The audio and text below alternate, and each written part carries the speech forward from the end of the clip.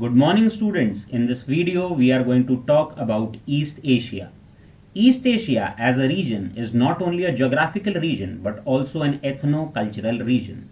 Now what is an ethno-cultural region? A region which is having same kind of ethnicity or same kind of culture. Now we need to understand that how this region have developed these similarities over a period of time, so as we are calling it as a ethno-cultural region. For that we have to move in the ancient history, where we will understand that this region was dominated by the Chinese civilization. This Chinese civilization is as old as that of Mesopotamian civilization or Harappan civilization. The influence of this civilization over the later civilizations were very high, and that is why Japanese civilization and Korean civilization, which developed later, were having a lot of influence of this ancient Chinese civilization. Secondly, if we talk about the religion of this region, we see various kind of variations of Mahayana Buddhism which are being followed in different countries. Such as in China, we see Confucianism or Taoism, whereas in Japan, we see Shintoism. Now, if we'll shift our focus to the demography of this region, we'll understand that its demography is similar to that of South Asia or Southeast Asia, where this region is also very highly populated. It is holding almost 22% of the global population. Now we will see each country one by one, and the first of which is China. The official name of China is People's Republic of China or PRC. It's the most populous country of the whole world with 1.5 billion population, and that is almost around 18% of the world population. If we look at its size, it's the third largest country of the world. But if we look at its geography closely, we will understand that we can divide the whole of China into two different regions. One is the western region, which is mountainous and rugged, and the other is the eastern region, which is made up of various fertile valleys.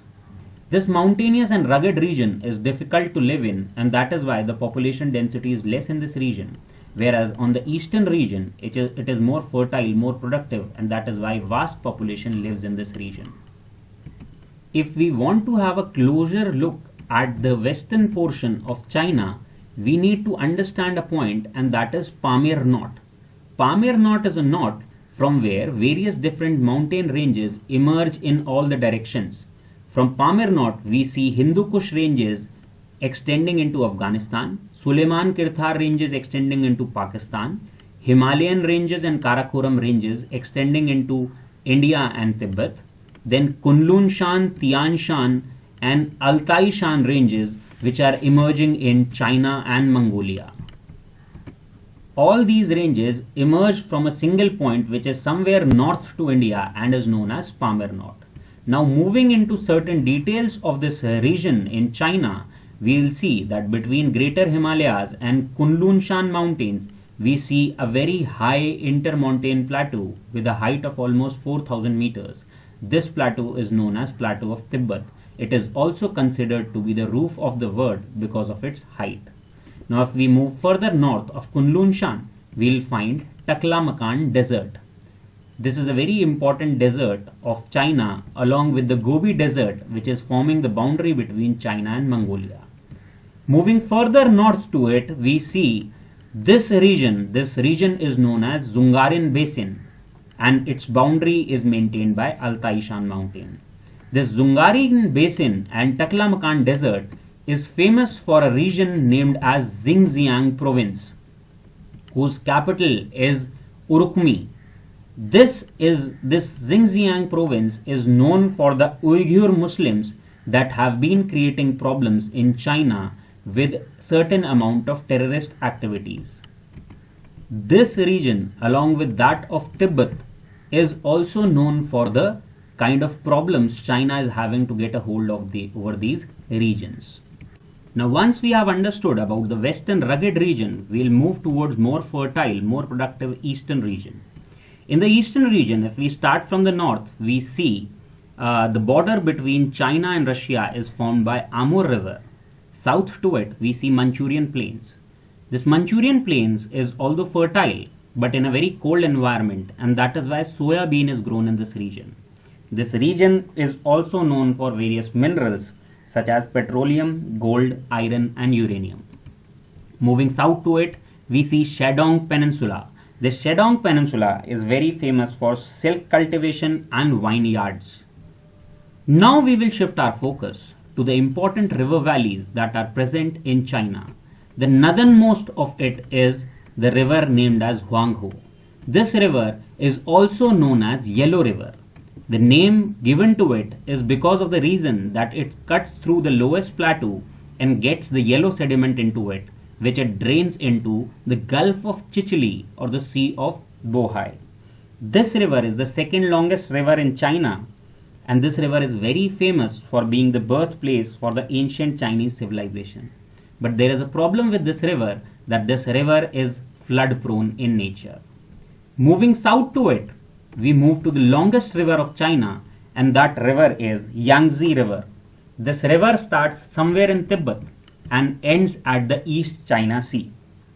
This river is the longest river of China, but not only that, it is the third longest river in the world and the longest river to flow in a single country.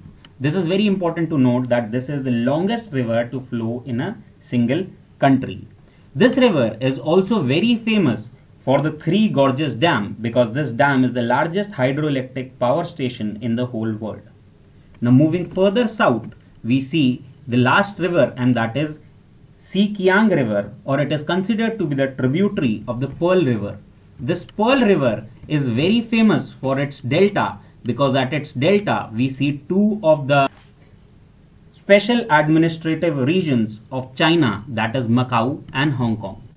These specially administered regions are special because of the principle with which they are governed, and that is one country, two systems.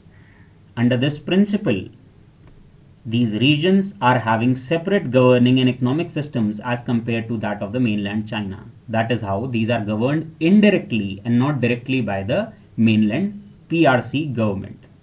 Now we can question this thing, that why this special status have been given to these regions. For that we have to look into their history.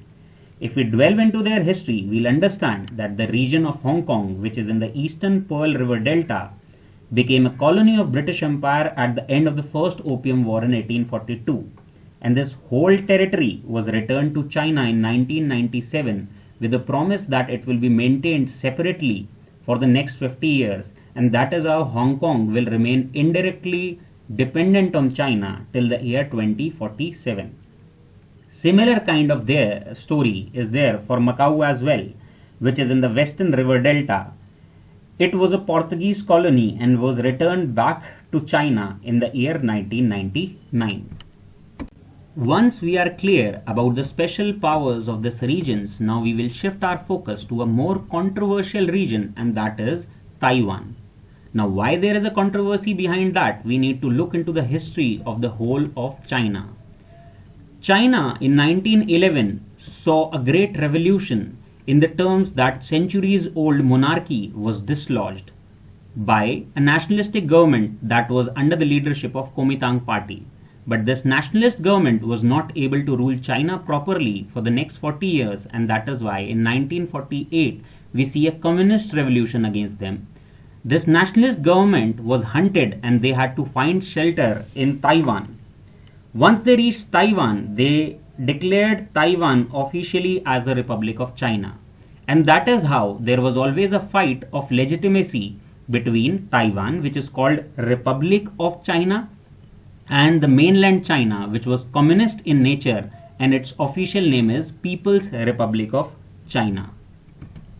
We all know that this mainland China, which is also known as People's Republic of China, is more powerful than the two, and that is why it forces the whole world to follow one China policy, where they can only recognize mainland China as the official legitimate representative of being China and not Taiwan.